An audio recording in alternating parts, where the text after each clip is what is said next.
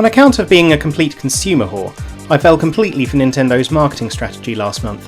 Seeing the E3 Direct trailer for Cadence, thinking, that looks like fun if I need something new to scratch the Zelda itch. And then the Breath of the Wild 2 stinger came along like a gigantic Hylian mosquito, causing me to itch like nobody's business. So I bought the game. And boy am I glad I did! Although it's some time since the DDR rock band heyday of rhythm games, the roguelike twist on the formula has done Crypt of the Necromancer a great service, creating something far greater than the sum of its parts. Add in beautiful SNES-inspired Zelda graphics and story, and you've got what is, I'll go on record to say, the greatest Zelda spin-off of all time, even beating some of the highest tier main series games.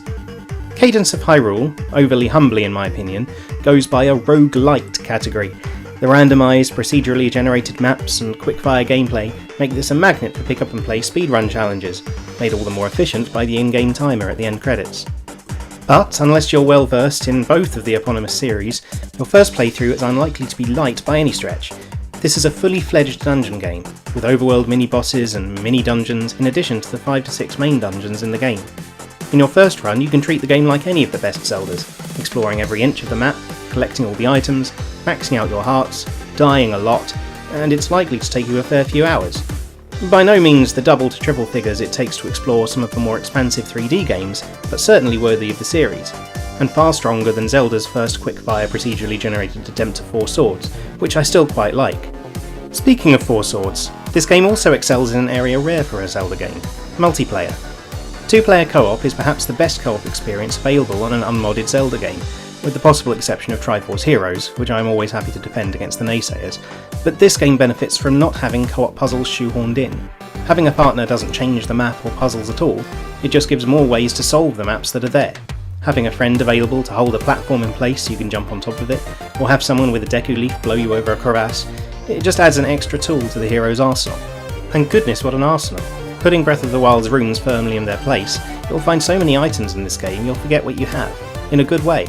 Much like Breath of the Wild, there's no linearity to the game, so most puzzles have multiple solutions. A heart piece might be easily reachable if you happened upon some hover boots recently, but the same puzzle might be possible using a carefully timed bomb jump, or a nearby movable platform. One time I was stumped how to get a piece just as my hover boots ran out, then remembered the second item I found was the Cane of Samaria, and its block building magic gave me just the boost I needed.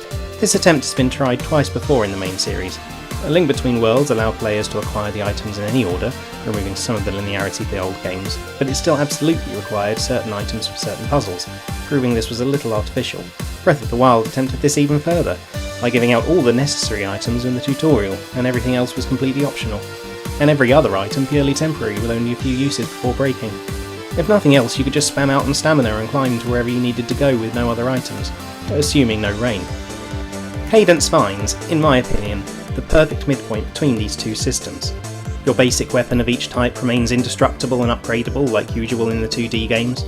Common items, and ones that make perfect sense having limited shelf life, like shovels and candles, will run out eventually, but there are so many variations of these items that you seldom find yourself wanting.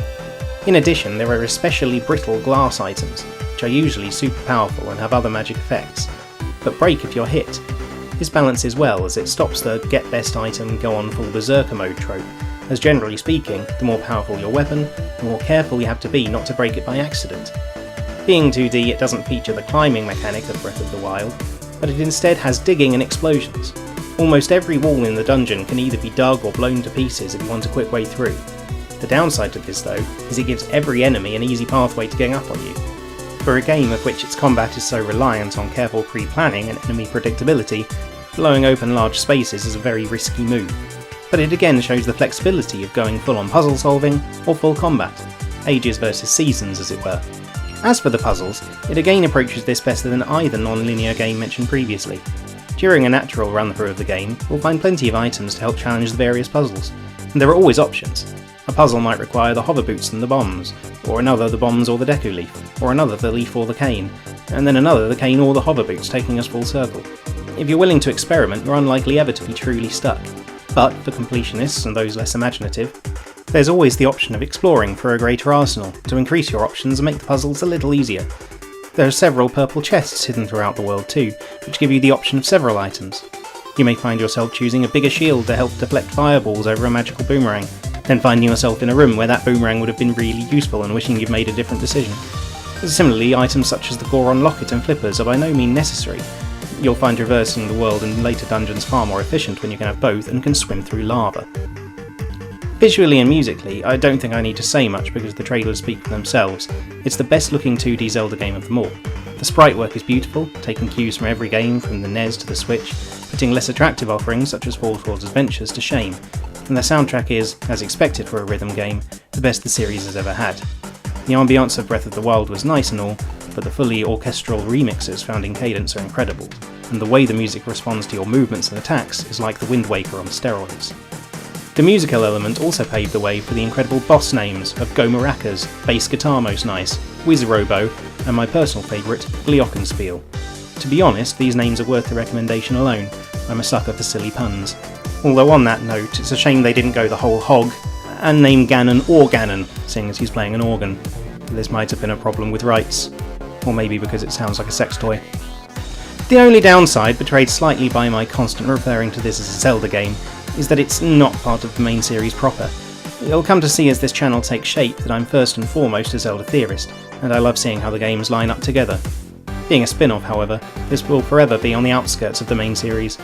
There are hints of other games, such as Impa looking like her Skyward Sword version, and the presence of a certain Kokiri sword which is said to be forged for a future hero, but this is betrayed by the presence of a seemingly new Ganondorf and Ganon, and of course the presence of Cadence itself. I love this game so much that I'll almost certainly do an episode someday trying to square it with the main series timeline, just for the sake of headcanon, but in the meantime it's a beautiful little alternate history. If the Four Swords games, Triforce Heroes, and A Link Between Worlds for that matter, get to be in the main timeline despite their pick up and play nature and side story type quests, this certainly deserves a place. To sum up, I don't think I can recommend this game enough. It's not the same sprawling epic that Breath of the Wild was. Then again, due to the non-linearity, the any% speedrun times of both are pretty similar, and it does sit somewhere between the roguelike and roguelite arcade categories. But it's the most pure fun I've had with a Zelda game, there I go again, or any game for quite some time. It's a real impossible to put down experience. The learning curve is steep, most of your deaths will be on the first enemy screen as you get the hang of the combat, but it's worth getting into the rhythm for the most visually and musically engaging Zelda game since Wind Waker. And item degradation and non-linearity finally done right. Breath of the Wild 2 can learn a lot from this little indie side quest. Final ranking, 5 stars. Shame it's not canon. Hello, Zora here. This is the bit at the end of the video where I tell you to like and subscribe and all that stuff, so please like and subscribe. I've only just started this channel, but looking to get more videos out as soon as possible to get a decent back catalogue, and the more likes there are, the more videos I'll make. Yeah, usual stuff. Do do do do do do do.